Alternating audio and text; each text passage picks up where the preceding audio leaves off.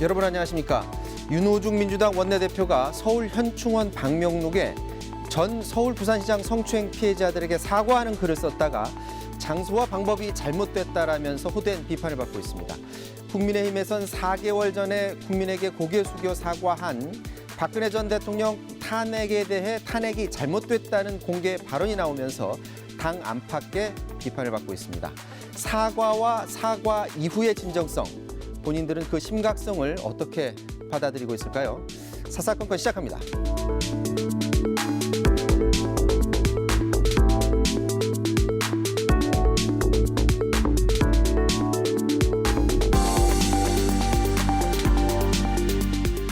네, 여의도 사사건건 오늘은 두 분의 정치 분석가 함께합니다. 김영준 명지대 교수, 박시영 윈지코리아 대표 나오셨습니다. 안녕하십니까? 네, 안녕하세요. 네, 안녕하세요.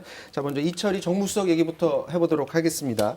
지금 청와대에 들어와서 과연 쓴소리를 얼마나 하고 그리고 국정 운영에 얼마나 그런 쓴소리가 반영이 되느냐 이게 관심인데 어제 이철희 정무수석 그리고 주호영 국민의힘 원내대표가 처음으로 만나는 자리가 있었습니다. 먼저 영상 보고 와서 말씀 나누도록 하겠습니다.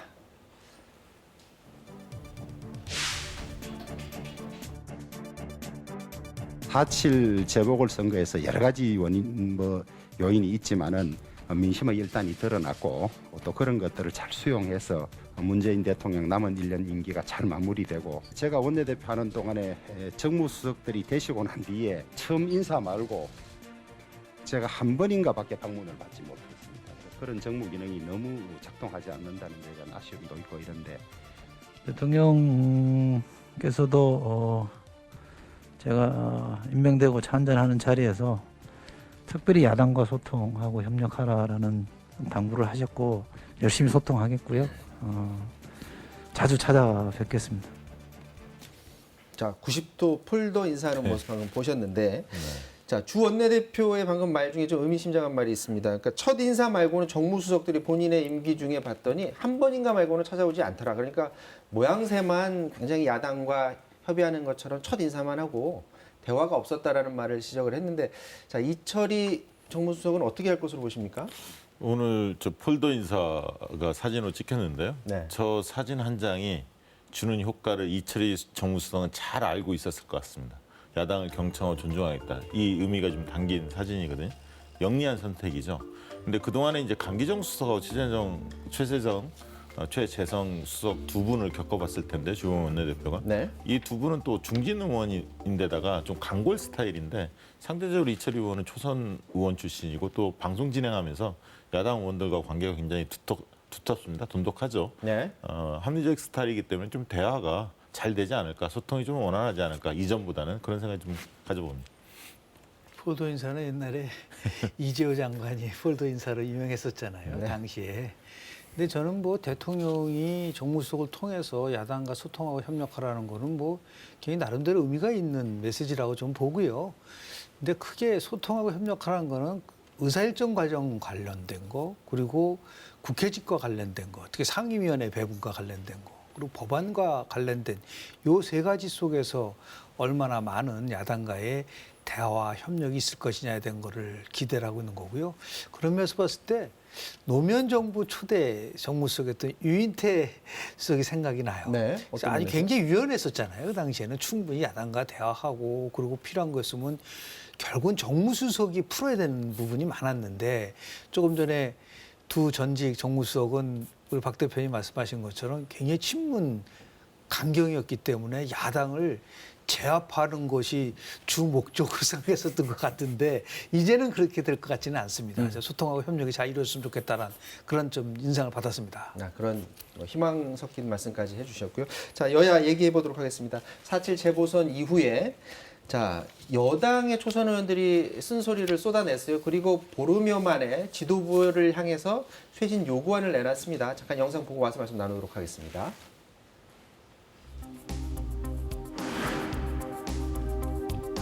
조국 전 장관이 검찰개혁의 대명사라고 생각했습니다. 하지만 그 과정상에서 수많은 국민들이 분노하고 분열되며 오히려 검찰개혁의 당위성과 동력을 잃은 것은 아닌가 뒤돌아보고 반성합니다.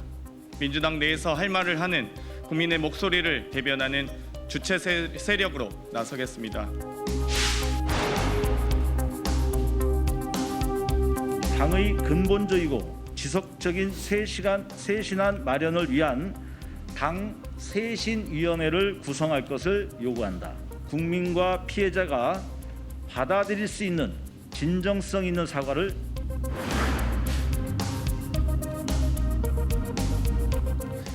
자, 보름 전까지만 하더라도 할 말 하도록 하겠다라고 하고 이제 보름 만에 당 쇄신 요구안이 나왔는데 자, 알맹이가 쏙 빠졌다라는 그런 지적을 받고 있어요. 자, 5개의 요구안이 뭔지 잠깐 혹시 볼 수 있을까요? 자, 요구안을 한번 보면 네, 당 쇄신위원회 구성이라든지 자, 성비위 사건 진정성 있는 사과 이런 것들은 좋은데 그러니까 당초 많은 주목을 받았었던 거죠. 조국 사태 처리 과정에서의 어떤 반성 이런 부분 그리고 당원 당규 원상 회복하자라는 부분 이런 것들이 지금 다 빠져서 결국은 알맹이 없이 어떤 모양새만 갖춘 쇄신안 아니냐라는 지적을 하는 목소리가 있어요. 어떻게 보십니까? 저는 한 20년 동안 한국 정당을 보면서 쇄신한 말을 한 100번 정도 들은 것 같아요. 아 진짜 거짓말 안 하고 정말 많이 나왔는데 네. 실천하는 쇄신은 없는 것 같아요. 한 번도 기억이 없으세요? 저는 별로 기억이 없어요.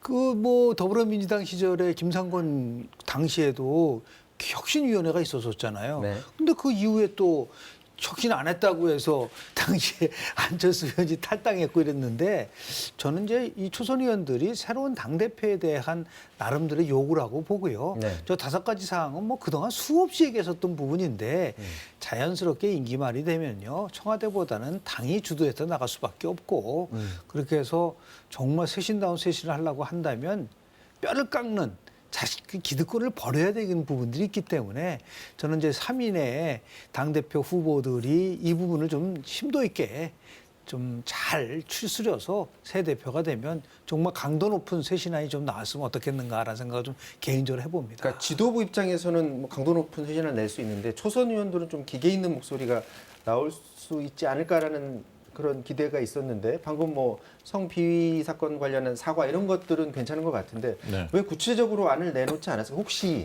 당내 어떤 강경 목소 이런 거 의식한 걸까요? 뭐 그럴 수도 있겠지만 저는 그 많은 분들이 이야기하는 게 여당이 이제 참패를 했는데 많은 이제 그동안의 정책 실패들, 그다음 오만한 태도 뭐 이런 것들이 맞물렸다는 거 아닙니까? 그런데 지금은 현장에서 국민들의 쓴소리, 회초리 이런 부분들에 대해서 과감없이 들을 때입니다. 초선 의원들이 나름대로 진단하는 것도 있겠지만 실제 국민들이 뭘 비판하는지를 들을 때다. 그래서 말할 때보다는 경청할 때다. 이렇게 좀 보고 있고요. 쇄신위원회 뭐 이런 것들을 이제 주장을 했으니까 질서 있는 재정비 쪽으로 방향을 잡는 것 같고 태도적인 측면에서는 오만한 태도나 위선적인 온정주의 태도 이런 부분들은 즉각적인 교정이 필요하지만 정책적 내용 변화는 굉장히 치밀하게 준비를 해야 합니다. 부동산 문제도 마찬가지고요. 그런 부분은 종합적으로 좀 검토한 다음에 발표하는 것이 오히려 혼선을 줄일 수 있다. 이렇게 보여집니다. 자, 민주당 입장에서는 지금 굉장히 갈 길이 바쁩니다. 원내대표 새로 뽑아서 이제 힘차게 앞으로 나가야 되는데 지금 현충원 방문해서 벌써 이전 서울 부산시장 그 성추행 피해자들에 대해서 사과하는 글을 썼는데 이게 지금 적정성 논란을 일고 있고요. 초선이 이수진 의원 같은 경우에는 오세훈 시장 언급하면서 진정성 있는 사과 필요하다 이렇게 요구까지 했습니다. 잠깐 영상 보고 와서 이 문제 한번 얘기해 보도록 하겠습니다.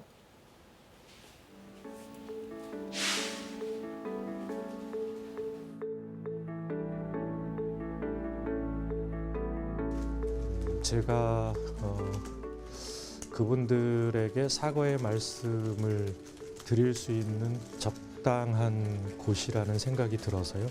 반대로 현충원은 좀 적당한 곳은 아니라는 지적도 있거든요. 그러니까 국민들께 드리는 말씀이었는데 뭐 별도의 뜻을 전달할 수 있는 기회가 있으면 그렇게 하겠습니다. 오세훈 서울시장이 고 박원순 전 서울시장의 성폭력 사건 피해자에 대해 사과했습니다. 진정성 있고 책임 있는 사과라고 생각합니다.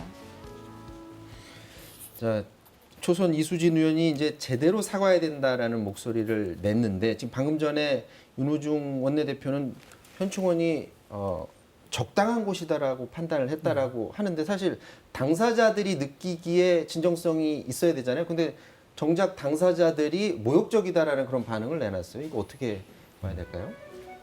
소녀들이시오, 국민들이시오 하고 나서 그 다음에 피해자 빼고 민생을 받들어서 하겠다 그러면 얼마나 나름대로 진정성 있게 받아들일 수가 있는데 거기에 벼랑간 이제 피해자를 집어넣다 보니까 저는 사과의 정석이라는 게 있거든요. 그건 이수진 의원이 얘기한 것처럼 진정성이 있고 구체성이 있고 무엇을 그럼 사과를 했는지 그러면 그 사과 이후에 대책은 뭔지 이것을 얘기를 해줘야 되는데 그냥 뭐 예를 들어서 피해자들에 대해서 사과한다라고 얘기를 하니까 그리고 당소도 제가 볼 때는 굉장히 적절치 못했던 부분들이고 다만 이제 걱정스러운 거는 대한민국 집권당의 원내 대표는 그 무게감이 굉장한 거 아닌가요? 그런데 저렇게 많은 부분에 있어서 이해하기 힘든 부분들이 나오다 보니까 향후에도 이 판단에 대한 문제가 혹시 있는 게 아니냐라고 하는 우려가 있어서 빨리 이 부분에 대해서는 좀 수습하는 부분으로 갈 수 있으면 좋겠다는 생각을 하고요. 더보다는 이제 사과보다는 저는 이 시기에는 이제는 구체적인 대안이 나와야 됩니다. 더 이상 이런 것들이 일어날 수 없는 한번 일어났을 때는 정말 신상필벌의 원칙에 따라서 확고하게 할 수 있다라는 그러한 대책을 얘기하는 게 우선이지 계속해서 저렇게 장소에 맞지 않는 사과는 받아들이기가 어렵지 않겠는가 생각을 좀 합니다. 윤호중 원내대표가 현충원에서 그 피해자들한테 사과를 해야 되겠다라는 생각을 했다라는 거는 굉장히 급한 마음도 좀 있어 보이기도 하는데 어쨌거나 그 주위에서 좀 의견도 좀 듣고 그래야 될 것 같아요. 그런데 초선 의원들 그 민병덕, 이수진 의원을 초선 부대표로 이제 추천을 했다고 하는데 그런 의견들을 이제 잘 받아들이는 게 이제 중요하지 않겠습니까? 윤호중 원내대표가 초선들의 요구를 좀 받은 건데요. 그 원내 부대표 두 자리를 초선 의원한테 배려하겠다, 배정하겠다 이렇게 약속을 했고요. 두 분이 이제 추천이 됐으니까 그거 하라고 쓴소리 하라고 두 분 추천한 거 아니겠습니까? 초선 의원들이 쓴소리 제대로 하겠죠. 그래서 만약 그런 것들을 못 받아들인다면 국민 앞에 그 지금 어떻게 보면 지지자들이나 국민들이 가만히 놔두겠습니까?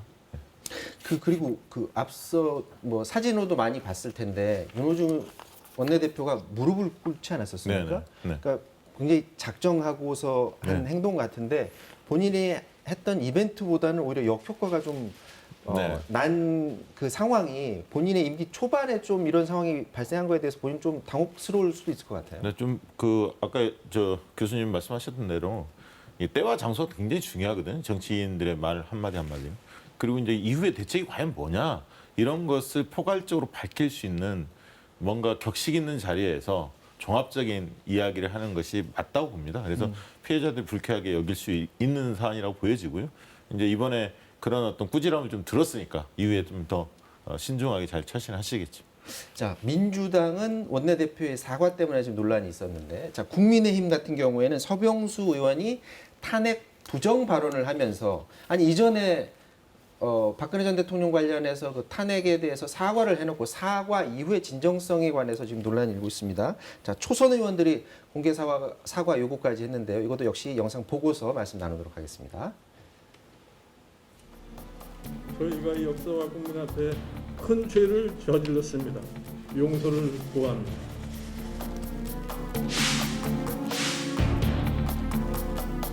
전직 대통령을 이렇게까지 괴롭히고 방치해도 되는 것인지 보통의 상식을 가진 저로서는 이해하기 힘듭니다.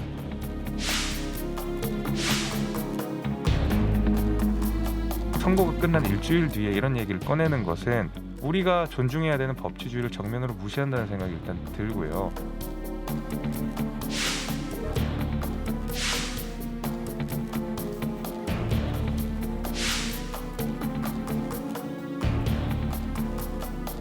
자, 서병수 의원의 탄핵 부정 발언, 이 발언 이후에 자, 국민의힘이 이제 과거로 돌아가는 것 아니냐, 돌아한국당 아니냐 이런 우려의 목소리도 있는데 이게 잠깐의 어떤 해프닝 충돌로 끝날까요? 아니면 이게 앞으로 계속 안고 갈 수 있는 요인으로도 작용할까요? 저는 한 2달 정도는 갈 수도 있다고 봅니다. 왜냐하면 탄핵 논란만 있는 게 아니라 네. 앞으로 이제 새 지도부를 결성하거든요. 원내대표, 당대표 뽑게 돼 있는데요. 네. 그 과정에서 당을 어떤 식으로 끌고 갈 거냐, 정체성이라든가 혁신 방향 이런 그리고 과거의 구태를 어떻게 혁신할 거냐 이런 걸 둘러싸고 여러 논쟁이 있을 수밖에 없습니다. 네. 그래서 민주당도 마찬가지지만 국민의힘도 6월 달까지 어떻게 달라지는 모습을 보여주느냐 이게 이제 관건일 텐데 결국 대선 전초전은 1단계는 쇄신 국면인 것 같습니다. 두 당이 얼마나 달라져서 국민들한테 호감도를 높일 거냐 이 싸움인 것 같고요. 그런 측면에서 본다면 최근에 김종인 비대위원장이 전 비대위원장이 국민의힘이 아닐 쓴소리를 했는데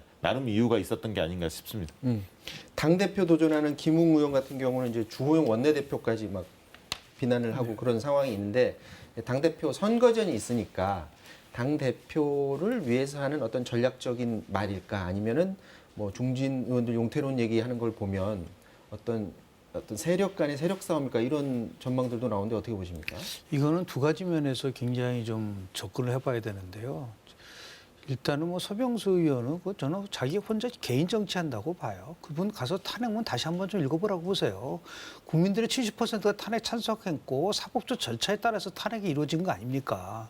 그런데 자꾸만 저런 식으로 간다는 건 자기 정치밖에 안 보이는 거고 있고요. 또 하나는 이게 이런 식으로 계속 가게 되면요.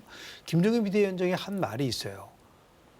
바깥에서 국민의힘의 일부를 흡수 통합할 수도 있다고. 그런 말 한 적이 있잖아요. 그러니까 초재선 의원들이 결국은 이 중진들하고 영남당이랑 같이 할 수 없다고 생각하면 튀어나가는 겁니다. 그러니까 결국은 국민의힘이 분열될 수도 있다는 부분들이 있기 때문에 이 문제는 굉장히 신중하게 그리고 뭐 당대표 경선을 하기 위해서 당원들의 표를 얻기 위해서 저런 식으로 접근하는 거는 지극히 잘못된 것이고요. 뭔가 정말 새로운 도로한국당으로 가지 않기 위한 나름대로의 정말 처절한 그 반성과 더불어서 실천하는 모습을 저는 보여야 된다고 저는 봅니다. 그 주호영 원내대표가 서병수 의원이 그 발언을 했을 때 이게 개인의 생각이지 당론은 아니다라는 투의 얘기를 했는데 그게 아니라 우리 당의 입장은 분명하다. 탄핵 우리 부정하지 않는다. 왜 이런 표현을 안 하고 굳이 저렇게 얘기를 했을까요? 그건 제가 조금 전에 말씀드린 것지만 당의 영남당이라 하더라도 상당한 주류는 특히 초재선 의원들 같은 경우에 초선 56명은요. 친이도 아니고 친박도 아니에요. 그러니까 굉장히 자유스럽고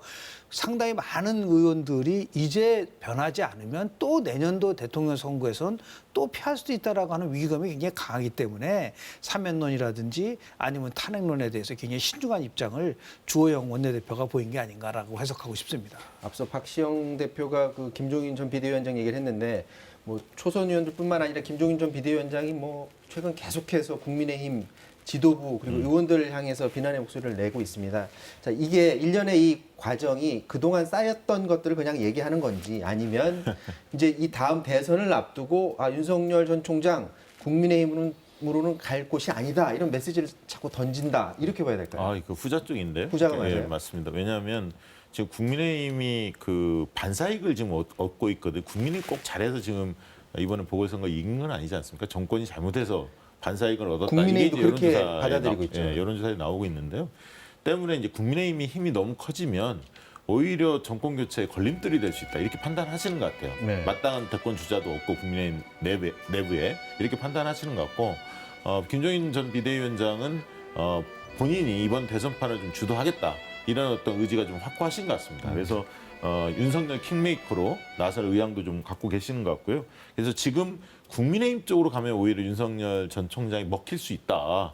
오히려 바깥에서 움직여야 한다. 이렇게 좀 판단하시는 것 같고 다만 윤석열 전 총장의 등판 시점은 김종인 전 비대위원장 빨리 좀 나왔으면 좋겠다라는 표시 같아요.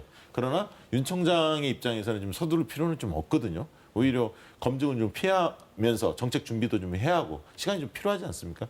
그런 부분에 대한 이견은 좀 있는 것 같고요. 어쨌든 전체적으로 보면 국민의힘 중심으로 가서는 안 된다. 이런 메시지 확고히 던지는 것 같습니다. 지금 마크롱까지 언급한 걸 보면은 확실하게 밖에서 세력화를 윤석열 전 총장이 해라라는 목소리를 내는 것 같은데 지금 계속해서 던지는 말이 윤석열 전 총장이 미리 연락이 오면 내가 안 만날 이유가 없다. 그러니까 본인이 먼저 연락해서 만나지는 않겠다는 그런 확실한 메시지를 던지고 있는데 윤석열 전 총장 입장에서 지금 말씀하신 것처럼 지금 빨리 서두르지 않는 그런 모양새예요. 계속해서 기다리다가 언젠가는 누군가가 접근을 할까요? 두 가지의 접근 방법으로 고민하겠죠. 하나는 이제 최종적으로 국민의힘에 들어가서 같이 함께하는 안이 하나 있겠고 아니면은 바깥에서 지금 얘기하는 제3지대에서 국민의힘의 일부를 흡수해서 갈 수 있는 방법. 이 두 가지 중에서 어느 것이 효과적이냐라는 걸 가지고 고민을 할 수라고 할 수밖에 없다고 보는데요. 저기 지금 김종인 비대위원장이 두 가지 굉장히 흥미로운 얘기를 했어요. 하나는 뭐냐면 제3지대란 말 쓰고 싶지 않다. 새로운 정치 세력이란 말은 결국은 뭐냐면 국민의 힘의 일부도 다 끌어올 수 있다는 얘기를 한 거. 두 번째는 뭐냐면 이런 얘기까지 했어요.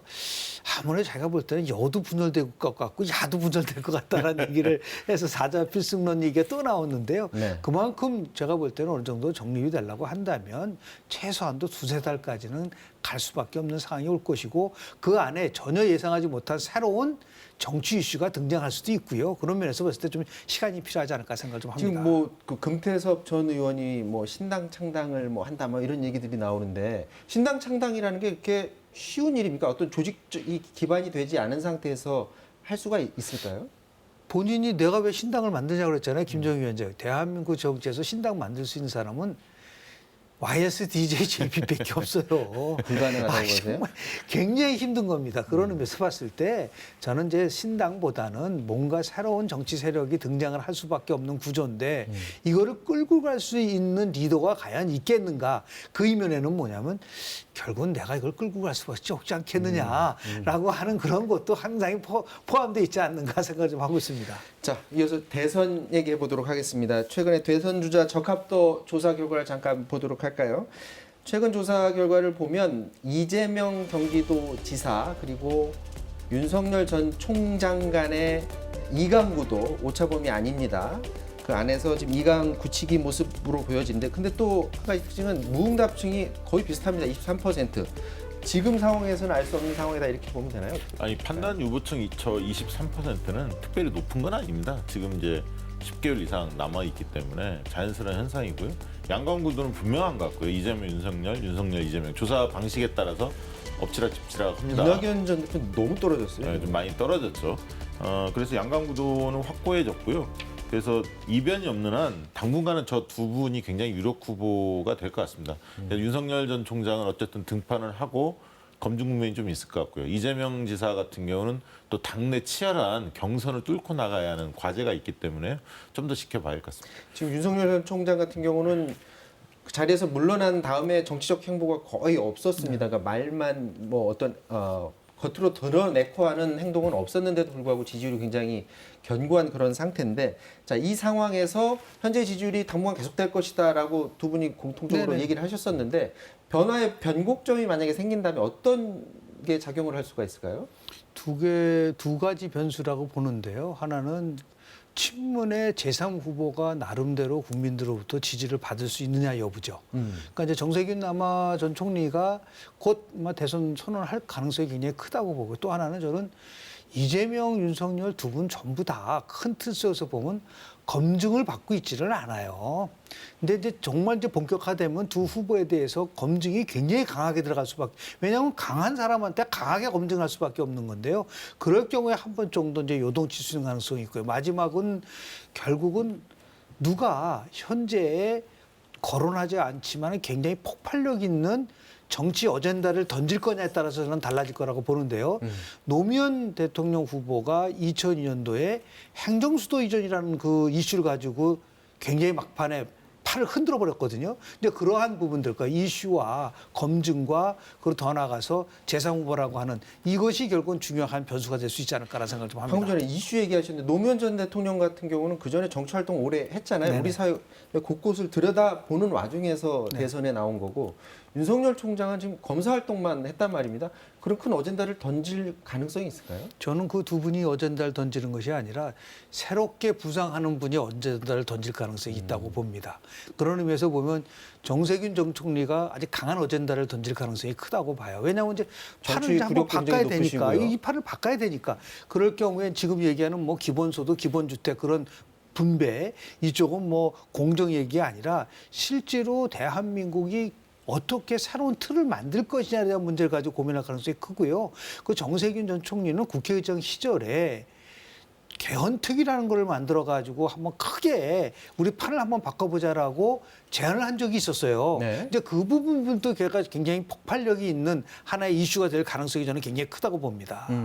자, 이재명 경기도지사 얘기를 좀 해보면 최근에 뭐 움직일 때마다 이제 기사가 나오긴 합니다만 백신이 지지부진하다 보니까 경기도 차원에서 백신 도입을 자체적으로 할 수 있는 방안이 있는지 한번 검토해 보겠다 얘기가 나왔어요. 그랬더니 언론에서 무슨 기사가 나오냐면은 자 저거는 문재인 정부의 어떤 선긋기 아니냐라는 그런 기사가 나오곤 했는데 지금 시점에서 지금 경선도 치러야 되는 상황인데 지금 시점에서 이재명 지사가 그 선긋기를 할 타이밍이 맞느냐라는 그런 의문도 들고요. 아니 어차피 문재인 정부 계승해야 할 지점과 정책적 차별해야 할 지점은 분리해서 대응할 수밖에 없고요. 이재명식 정치가 뭐냐, 비전이 뭐냐, 이건 분명히 내놔야죠. 그건 과제인데 저는 그렇게 봅니다. 일단은 여권의 후보는 말이죠. 이재명 지사 포함해서 어쨌든 대통령 지지율이 40% 이상 돌파할 수 있도록 협조하는 게 지금 필요합니다. 그래서 같이 지혜를 모으고 각자 위치에서 국정 운영에 대한 국민적 신뢰를 다시 어떻게 하면 얻을 거냐. 왜냐하면 그 토대가 있어야 그 다음부터 회고 투표가 아닌 전망 투표로서 비전 싸움을 인물들이 펼칠 수가 있는 거거든요. 그러니까 결국은 이재명 지사는 지금 차별화 시점보다는 오히려 국정에 협조하는 이 부분이 더 필요한 시점이다. 차별은 좀 뒤에 해도 된다. 그런 생각이 듭니다. 이재명 지사가 또 한 언론 인터뷰에서 보면 윤석열 전 총장에 대해서 뭐 호평도 내놓으면서 또 지적도 했다고 그러는데 지금 어떤 자신감의 표현으로 보면 될까요?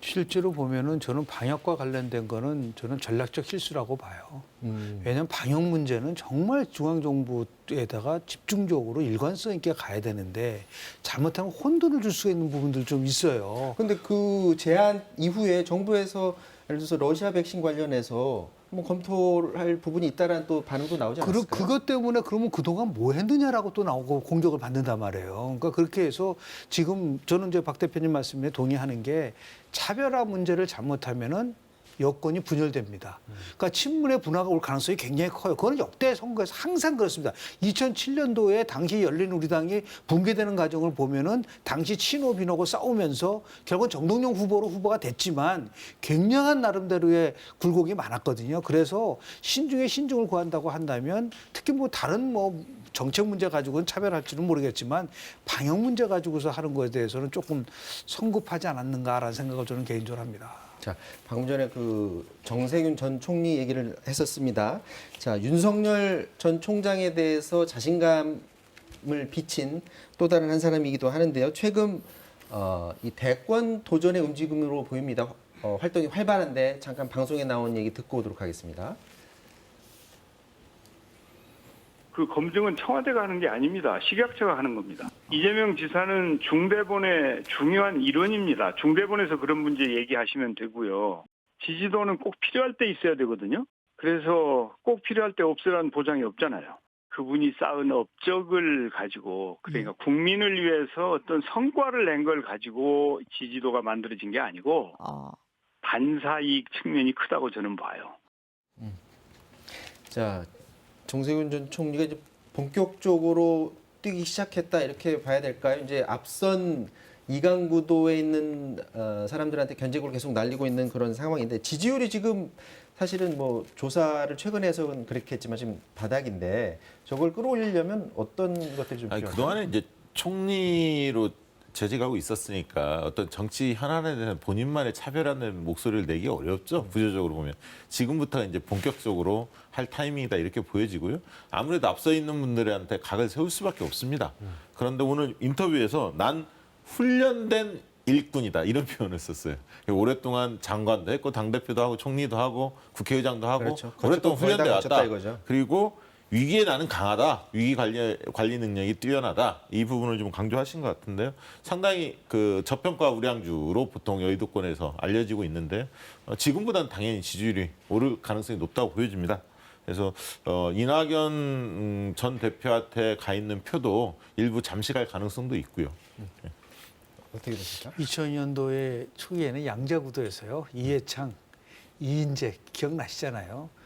노무현 후보가 대통령 될 거라고 생각한 적이 있나요? 그만큼 한국의 대권 구도는요 정말 변화무쌍하고요. 언제 어떻게 변화될지 모르기 때문에 아마 이제 정세균 전 총리도 지지도는 나중에 중요하다고 얘기하지 않았나 생각이 좀 드는데 저는 지금부터 시작이라고 좀 봐요. 그래서 11개월이군요. 굉장히 많이 남은 거고요. 지금 뭐 9월 9일까지라 한다 하더라도 여권은 5개월 정도 남았기 때문에 상당한 변화가 분명히 올 거라고 보고, 그걸 어떻게 이제 이재명 지사가 잘 극복해 나가느냐, 그 싸움이 이루어질 것이고요. 거기에 비해서 야권도 지금 뭐 거의 뭐 오리무중이기 때문에 이제부터 대권 경쟁의 시작이 아닌가라는 생각을 저는 합니다. 자, 여의도 사사건건 오늘 여기까지 하도록 하겠습니다. 지금까지 박시영 대표, 김용준 교수와 말씀 나눴습니다. 고맙습니다. 네, 고맙습니다.